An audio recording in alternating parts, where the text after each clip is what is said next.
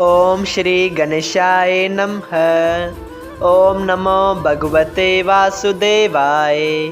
हरे कृष्णा कृष्ण कृष्णा हरे हरे, हरे राम राम राम हरे हरे। तव्हां सभिनी हरि भक्तन खे नमस्ते। प्यारा भक्तों, ही कथा पाण गुरु कृपा सां हासिल करे रहिया आहियूं। श्री गणपति सरस्वती जो दरे ध्यान करिया थो मां भागवत महापुराण जो बयान, जंहिंमें व्यासदेव ऐं श्री सुखदेव जी कयो आहे श्री कृष्ण लीला जो गुणगान। सभई चओ जय भागवतम महापुराण।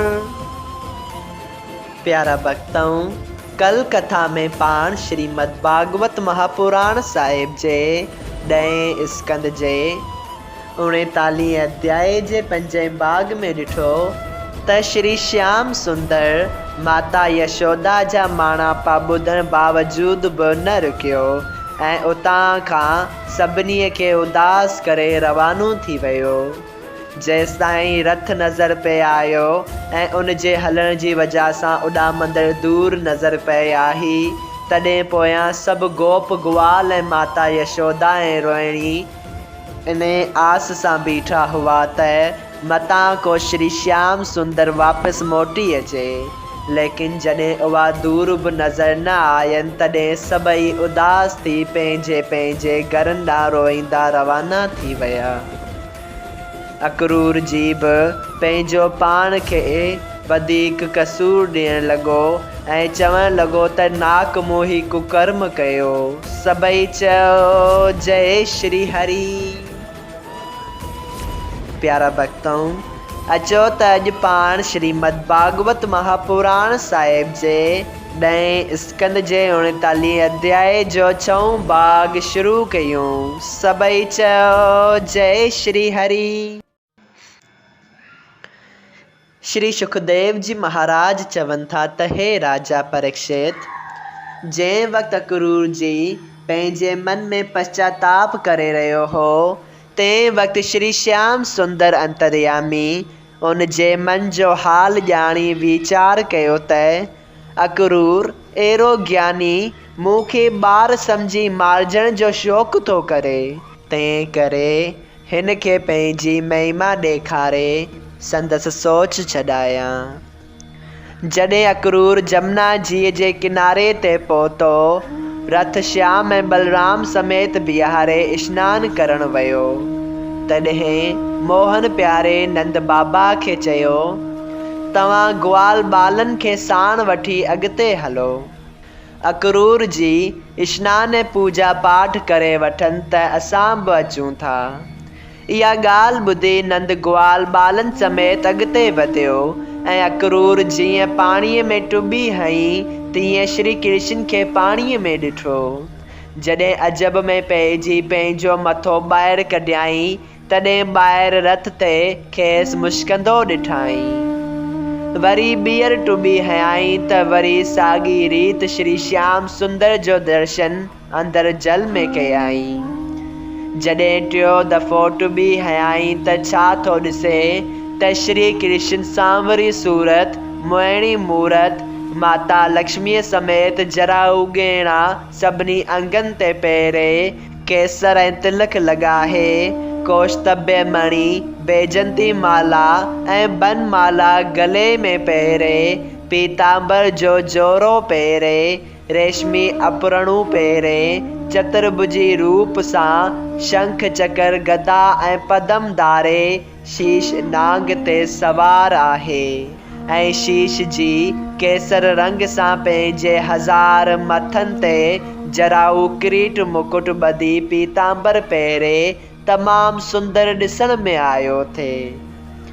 श्याम सुंदर गुंडीदार वारनि ते जराऊ मुकुट पहिरे, मुकुराकृत कुंडल सां सुंदर नक ऐं मनोहर पेशानी, सुहिणा नेत्र बिजलीअ वांगुरु चमकंदड़, ॾंद थोरो मुश्कंदड़, तमामु सुंदर कशादीअनि पुजाइनि ऐं छातीअ सां पतली कमर मज़बूत टंगनि पेरनि जे चमकंदड़ नुंहंनि सां अहिड़ो त मालूम थिए थियो जो स्वयं श्री सुखदेव जी महाराज चवनि था त उन्हनि खां वर्णन थी नथो सघे।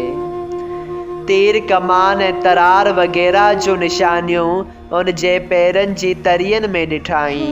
ॿियो ॾिसे थो त ब्रह्मा जी, श्री महादेव जी, इंद्र, वरुण, कुबेर ऐं ॿिया देवताऊं, नव जोगेश्वर, नारद मुनि, मारकुंडू ऐं बर्ग रखेश्वर ऐं ॿिया रखेश्वर, संकादिक मुनि, गुरुर जी, 8 वासुदेवता, मोत, 24 मता, धर्म, पहलाज ऐं ॿिया भक्त, वेद व्यास ऐं 49 पवन रखपाल, 7 समंदर ऐं 12 सूरज ऐं चंद्रमा, अग्नि देवता, धर्म राजा, कामधेनु गहू, कामदेव, 7 परियूं, विद्याधर,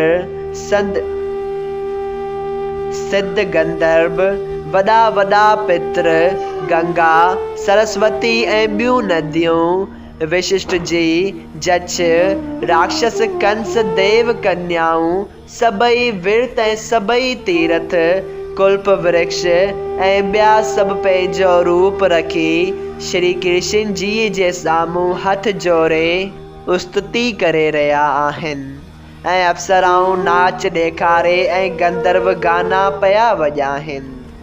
ब्रह्मा जी ऐं ॿिया देवताऊं श्री कृष्ण जी सेज अॻियां का बि कछण जी सुमर्थी न रखी तस्वीर वांगुरु माठ करे उन जो दर्शन पिया कनि। जंहिं ॾांहुं श्री कृष्ण अखि खणी दया सां थे ॾिठो सो पंहिंजो पाण खे निहाल सम्झी श्री कृष्ण भॻवान जी वाखाण ॻाइणु लॻो। उन्हनि मां कंहिं श्री कृष्ण ते चवण थे लोॾिया त कंहिं उनखे वास धूप करे ख़ुशबूदार गुलनि जो हार पहिरायो थे ऐं कंहिं उनखे घणनि ई क़िस्मनि जी भेटा ॾेई वार वार दंडवत कई थे। सभई चयो जय श्री हरि।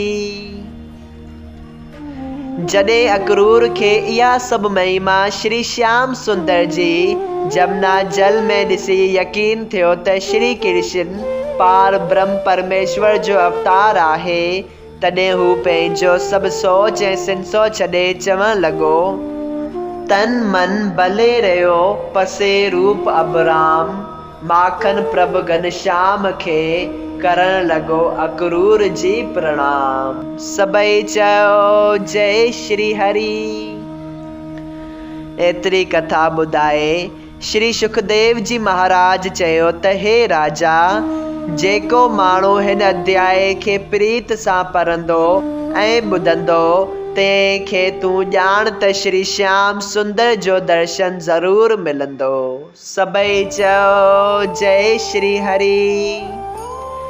श्रीमद् भागवत महापुराण साहिब जे 10 स्कंद जो 39 अध्याय संपूर्ण थियो।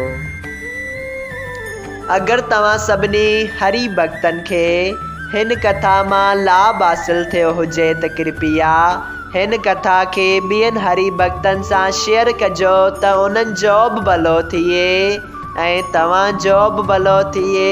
सभई चयो जय सिया राम। राधे राधे।